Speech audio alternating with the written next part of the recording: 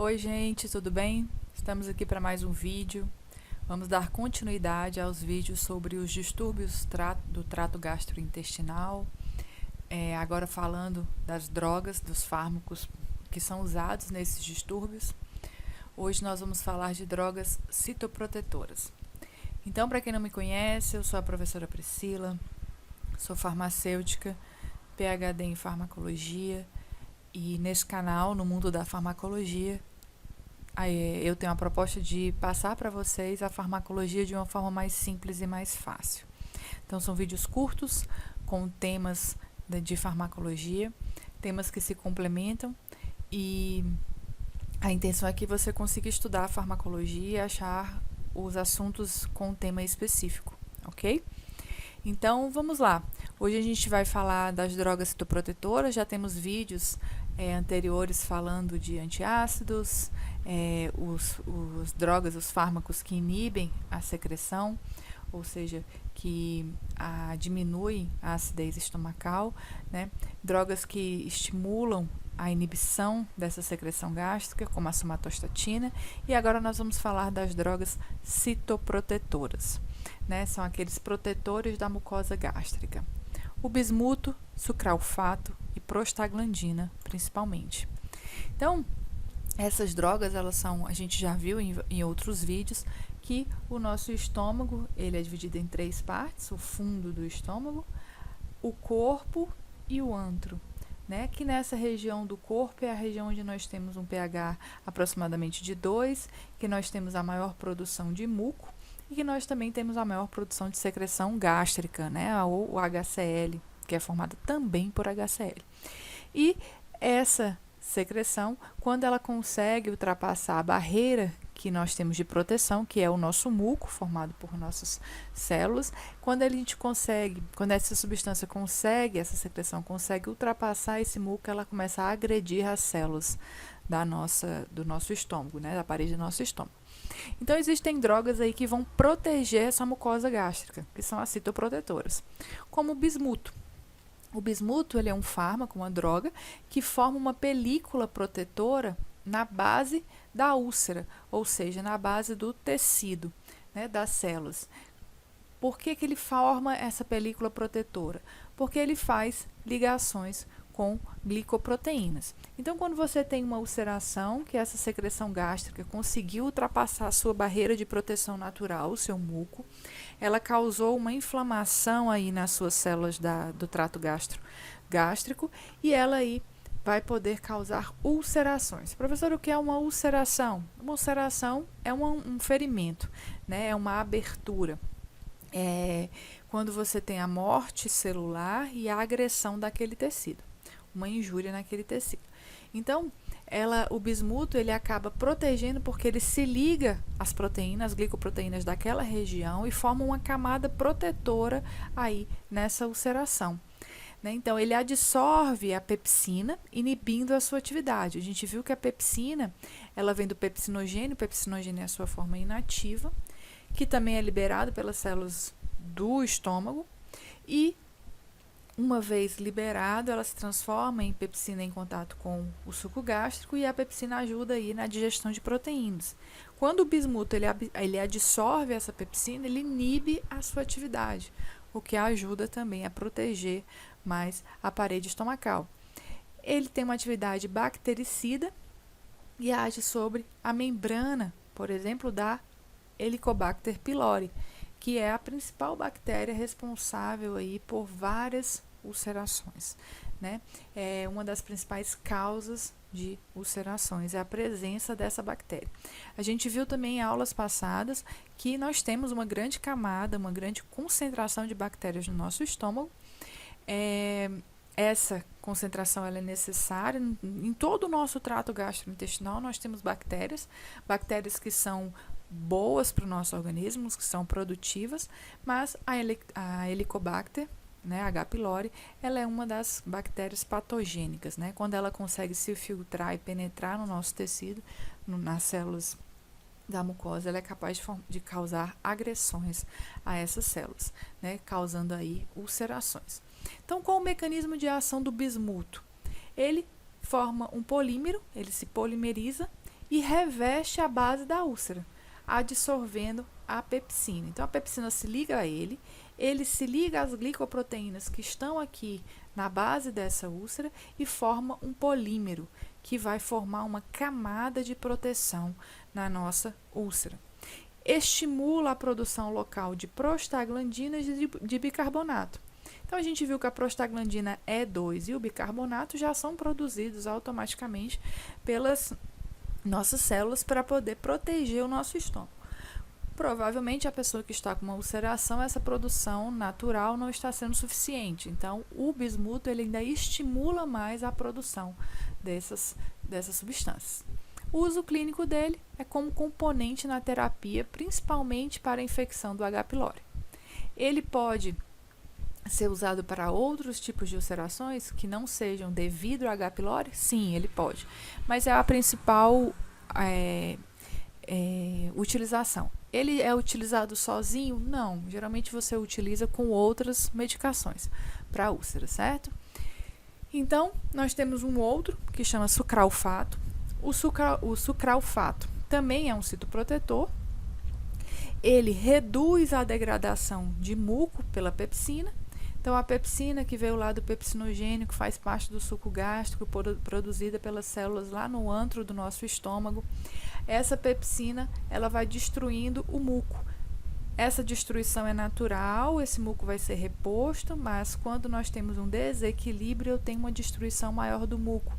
Uma degradação maior desse muco faz com que essa secreção gástrica consiga chegar na minha célula estomacais com uma certa facilidade. Então, quando eu reduzo essa degradação desse muco, eu estou ajudando a proteger. Então, o sucralfato ele faz exatamente isso, ele reduz essa degradação. Então, ele limita a difusão de hidrogênio. Então, professor, o que tem a ver a difusão de hidrogênio? Gente, quem é que libera hidrogênio, próton H+, para a formação do HCl para o suco gástrico? Células parietais do nosso estômago. Então, se eu limito a difusão desse hidrogênio, esse hidrogênio ele é liberado pela célula parietal, ele tem que ultrapassar todo o muco até chegar no corpo do estômago, né? Na luz do estômago. Quando ele chega ali na luz do estômago, ele se junta ao cloreto e ele forma o HCl para fazer parte da secreção gástrica, do suco gástrico. Se eu dificulto essa difusão, esse hidrogênio demora mais tempo para chegar lá na luz. Então, eu tenho aí uma limitação do pH, né? O pH vai se manter um pouco maior por um tempo maior, ok? Estimula a secreção de bicarbonato e prostaglandina, da mesma forma que o bismuto, e a desvantagem é que ela pode interagir com outros fármacos. Então, ela vai manter o pH aí em aproximadamente 4. A gente viu que o pH normal do estômago é 2, mas quando você tem alguma ulceração e esse muco não está sendo suficiente para a proteção do seu estômago, esse pH não pode ser tão baixo, certo? Porque a gente prejudica ainda mais, agride ainda mais as células.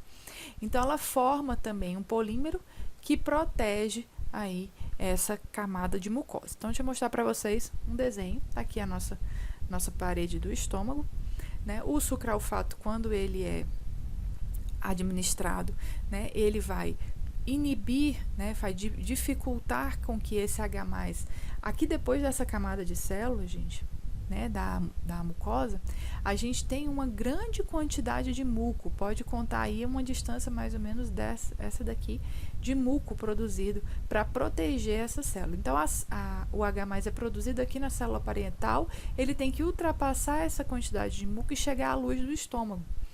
E quando ocorre uma dificuldade dessa passagem, por causa da formação de um polímero de proteção aqui, eu tenho então esse H+, eu tenho menos uma formação de HCl mais lenta, podemos dizer assim.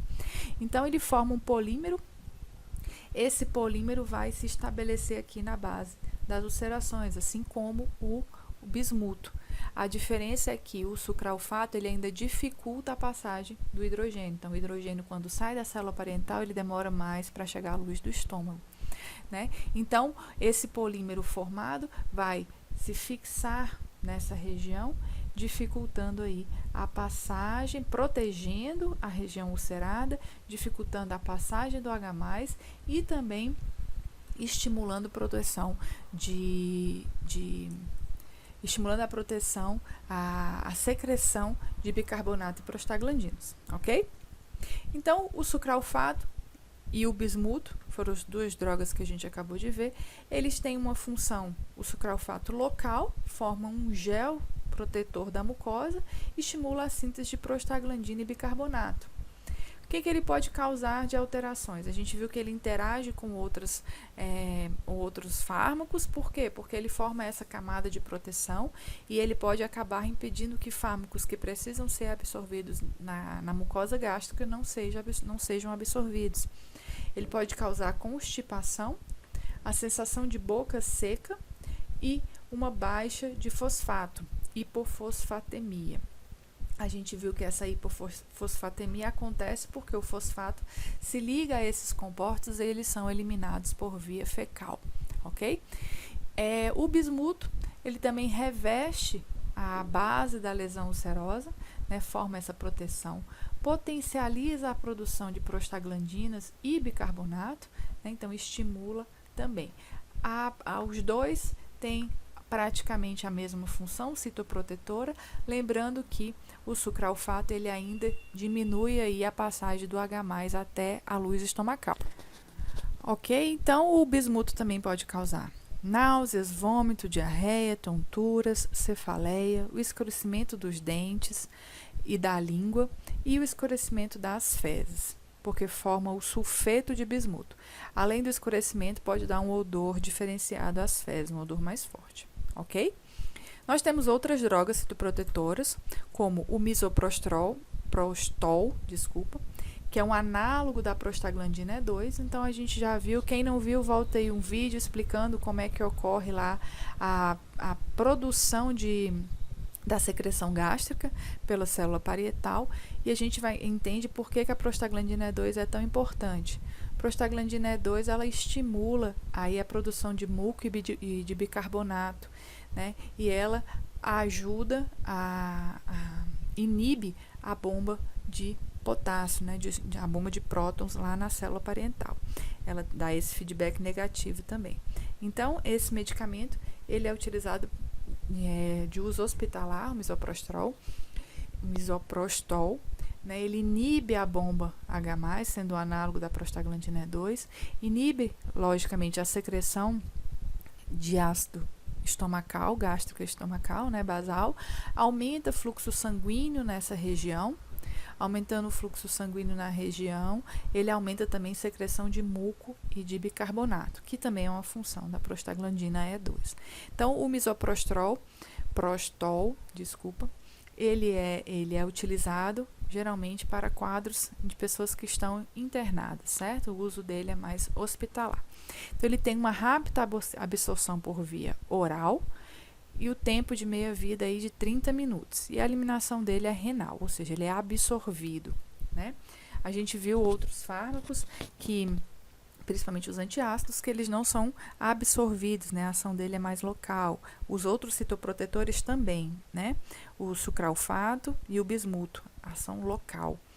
O misoprostol, como ele é absorvido, ele vai ter aí uma ação sistêmica também.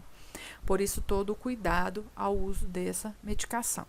Ele pode causar diarreia e contrações uterinas. Por isso que gestantes não podem fazer o uso do misoprostol, principalmente, né, se tiver no início da gravidez ou no final da gravidez. Em momento algum deve fazer o uso, porque ele causa contrações uterinas e pode expulsar o feto, ok? Então, nós temos aqui como é que esse misoprostol vai agir. Aqui está a molécula do misoprostol, ele é um análogo da prostaglandina, a gente vê a semelhança entre as moléculas, né? Uma semelhança muito grande que faz com que ele seja, então, realmente um análogo da prostaglandina. Ele inibe células parietais, né, a produzir ou a liberar o H+, ele causa uma inibição na bomba de próton, e ele estimula as células superficiais a produzirem muco e bicarbonato. Então ele protege tanto produzindo muco e bicarbonato, fazendo a proteção aqui física da célula, como ele protege inibindo a liberação de mais ácido. E isso faz com que ele tenha uma ação excelente no nosso estômago. O problema do misoprostol é que ele é absorvido, ou seja, ele tem uma ação sistêmica e ele causa diarreia e contração uterina. Então, jamais deve ser utilizado por gestantes, ok? Então, a gente tem aqui, baseado nessas drogas que eu falei para vocês, somente as mais utilizadas no processo de ulcerações, né, que são consideradas citoprotetoras. A gente falou do sucralfato, falamos agora do bismuto e do misoprostol, que são citoprotetores gástricos, né? Eles têm ação bismuto e sucralfato, ação local. Misoprostol tem uma ação local e ele é absorvido, então ele vai ter vão ter reações, né, ou efeitos sistêmicos também. Baseado em todos os que a gente já viu até então, a gente já falou dos inibidores de H2, a gente já falou dos inibidores da bomba de próton, a gente já falou dos citoprotetores, dos que estimulam somatostatina, dos anticolinérgicos, dos antiácidos. Então, dentre todas essas drogas que a gente já falou para uso de distúrbios gástricos principalmente, nós temos o mais utilizado, aqui um quadro mostrando quais são os mais utilizados. Então, o omeprazol, que é um inibidor da bomba de próton, é o mais utilizado. A gente já conversou isso também lá no vídeo dos inibidores da bomba de próton, por que eles são tão utilizados e por que ele é tão bom. Porque eles inibem diretamente a bomba. Independente do estímulo que essa bomba tenha de próton, ela vai estar inibida irreversivelmente, né? Então, eles são os melhores. Por isso, a ação deles é a melhor. Os outros podem ser deslocados do local de ação, como é o caso dos bloqueadores do H2. Outros têm ações só momentâneas, como o antiácido, só dos sintomas, né? Ou como o sucralfato também, só para ajudar ali no sintoma, ele não resolve o problema. Os inibidores da bomba de próton resolvem o problema da produção de ácido, ok? Então, aqui nós temos o omeprazol, a ranitidina como o segundo mais usado e o misoprostol como menos utilizado devido aos seus efeitos adversos e pelo uso mais em unidades hospitalares, ok? Então, como é que esses fármacos agem? A gente já viu que temos os bloqueadores de acetilcolina, como a dicicloverina, que bloqueia o receptor M3. A gente tem os bloqueadores de H2, como a cimetidina, que tem um bloqueio aqui competitivo, reversível. E nós temos os análogos da prostaglandina E2, como o misoprostol. Todos esses são estimulantes para a célula parietal, para que ela ative a bomba de prótons e libere mais H+ para a luz do estômago, né?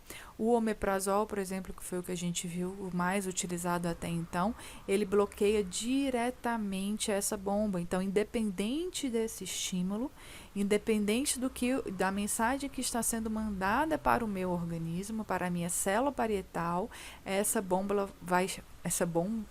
estará inativa, ok? Então, não vai liberar. Eu vou diminuir a secreção ácida nesse local. Tá ok, gente? Então, por isso, os inibidores da bomba de próton são os melhores utilizados. Mas pode ser feito associações com vários outros. A gente viu que ele deve ser utilizado em jejum, porque quando é administrado com alimentos ou outras substâncias no estômago, ele tem uma redução da biodisponibilidade em até 50%. Então, a gente tem que ter uma maior atenção com a forma de uso do omeprazol. Não adianta tomar o omeprazol meia hora antes das principais refeições. O uso dele é uma dose, né? Todos os inibidores da bomba de próton, geralmente um comprimido, a dose usual é uma dose, né? Em jejum, ao amanhecer, né? Ao se levantar, ok? ok? A gente viu também que cimetidina interfere aí diretamente com o citocromo P450. Isso faz com que outros fármacos tenham a sua meia-vida aumentada, seu tempo de eliminação maior, né? Ele fica mais tempo no organismo, podendo trazer efeitos para o organismo. Nós já vimos também que os anticolinérgicos, né, os bloqueadores da acetilcolina, também causam outros efeitos sistêmicos, porque nós temos receptores de acetilcolina no nosso corpo inteiro, né, e que o misoprostol, que também é utilizado principalmente para úlceras pépticas, úlceras gástricas, em uso hospitalar, ele tem um efeito de estimulação de contrações uterinas que é bastante grave. Então aqui nós temos um resuminho mostrando quais são os estímulos, o que podemos bloquear e qual a melhor forma de bloqueio da produção de ácido. Então aqui a gente termina de falar das drogas, né, que protegem o nosso trato gástrico, né? Então, que protege o nosso principalmente esôfago, estômago e duodeno, início do duodeno. Essa proteção do trato gastrointestinal, os fármacos que nós podemos utilizar. Eu espero que vocês tenham entendido. Eu espero que o vídeo tenha sido bom para todos. Qualquer dúvida pode deixar nos comentários, pode me mandar um e-mail no mundo da farmacologia, minúsculo, @gmail.com. Eu respondo todo mundo, ok? Podem continuar mandando as dúvidas de vocês.